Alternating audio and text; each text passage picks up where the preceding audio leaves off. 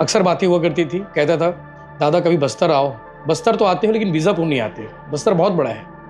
और वो उस इलाके से आता था मुकेश चंद्राकर जहां पहुंच पाना बहुत मुश्किल है। आज एक पत्रकार खुद खबर बन गया। मुकेश चंद्राकर बस्तर के पत्रकार थे, बस्तर के बीजापुर से आते थे, एनडीटीवी के पत्रकार थे और खुद का यूट्यूब चैनल भी चलाते थे, बस्तर जंक्शन। छोटे भाई की तरह मानता था मैं भी, और अक्सर हमारी बात हुआ करती थी। पिछले दिनों अपने वीडियो एडिटर को उन्होंने भेजा था भिलाई टाइम्स के दफ्तर में, और उस बीच हमारी बातचीत हुई थी। उनके साथी यहाँ आए, हमारे एडिटरों ने उन्हें सिखाया, और आज जब सुबह के वक्त खबर आई कि मुकेश चंद्राकर लापता हो गया है, 2 दिनों से घर नहीं आया है। 1 जनवरी की शाम तकरीबन 6:30 बजे के आसपास मुकेश चंद्राकर घर से निकला था। उसके बाद फ़ोन स्विच ऑफ आया।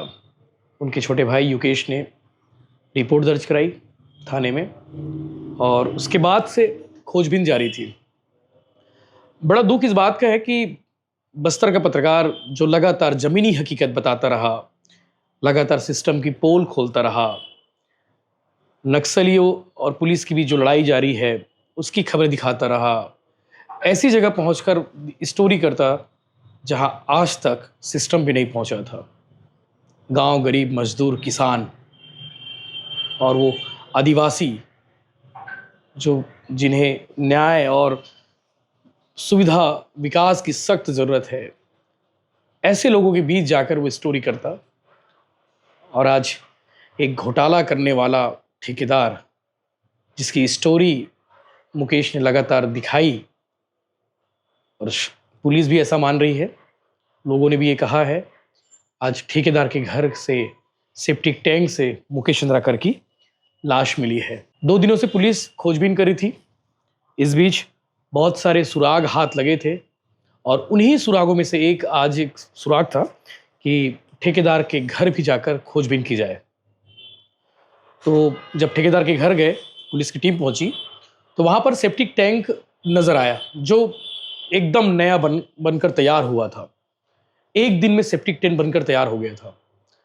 जब पुलिस ने पूछताछ में बताया कि सेप्टिक टैंक बना हुआ है, पुलिस को शक हो चुका था क्योंकि ऑलरेडी वो शक के दायरे में था। जब उस सेप्टिक टैंक को खड़वाया गया, एफएसएल की टीम मौजूद थी, डॉग स्क्वाड की टीम थी, पुलिस के आला अधिकारी मौजूद रहे, तब अंदर से सेप्टिक टैंक से मुकेश चंद्राकर की लाश मिली। कभी कोई सोचा नहीं था कि मुकेश चंद्राकर की स्टोरी मुझे बनानी पड़ेगी। अक्सर बातें हुआ करती थी। कहता था, दादा कभी बस्तर आओ। बस्तर तो आते हो लेकिन बीजापुर नहीं आते, बस्तर बहुत बड़ा है। और वो उस इलाके से आता था मुकेश चंद्राकर जहां पहुंच पाना बहुत मुश्किल था। फिर भी रायपुर के पत्रकार, दिल्ली के पत्रकार जब पहुंचते थे तो सारा अरेंजमेंट, रुकने का, खाने का, सब कुछ व्यवस्था करने की जो जिम्मा होता था वो मुकेश की होती थी। बस्तर जंक्शन बहुत फेमस यूट्यूब चैनल है, बस्तर की खबरें दिखाते हैं, और उस चैनल को लीड करते थे। अक्सर हमारी बातचीत होती थी, यूट्यूब के पर्पस बात होती थी, वीडियोस पर चर्चा होती थी। कई बार मैंने उनसे वीडियो मंगवाई। आखिरी बार मुझे याद है एक आईएएस अफसर और एक बीजेपी नेता के साथ विवाद हुआ था। मुकेश ने वो खबर मुझे भेजी थी। डिस्कशन होती रहती थी अक्सर हम लोग के बीच में। मैं बस्तर जाता था, कहते दादा आप याद नहीं किए। बोले यार जगदलपुर आया था, आप बीजापुर में रहते हो, बहुत दूर हो जाता है। तो मुकेश के लिए मैं क्या ही कहूँ। और इस लापरवाह सिस्टम, इस भ्रष्ट सिस्टम में जो ठेकेदार जो लोग हैं, जो रोड निर्माण में लगा हुआ था, जिसकी गड़बड़ी की पोल मुकेश चंद्राकर ने खोली, और ऐसी खबरें हैं कि वो ठेकेदार जो है उसे धमकी भी दे रहा था, और कुछ दिन पहले ही इनके बीच की बातें सामने आई थी। और अचानक से मुकेश जब लापता हुआ तो सबकी जो शक की सुई थी वो उस ठेकेदार के ऊपर जा गड़ी थी। और आज पुलिस ने खोजबीन की। खोजबीन के दौरान मुकेश चंद्राकर की लाश सेप्टिक टैंक में मिली। ये दुखद है। बस्तर का पत्रकार सुरक्षित है, आप देख सकते हैं कैसे सुरक्षित है। एक ठेकेदार, उसकी हत्या करवा दी। इस पर जो भी अपडेट आएंगे आगे हम आपको बताएंगे। भारी मन से मैं एक खबर आपको बता पा रहा हूँ। मैं भावुक हूँ, उनकी बातों को याद कर रहा हूँ, मुकेश भाई की बातों को जो हमारी बीच में हुआ करती थी। वो कहता था कि भिलाई टाइम्स भैया दादा बहुत ग्रोथ कर रहे हैं। हमारे बीजापुर में देखते हैं आपकी स्टोरीज़।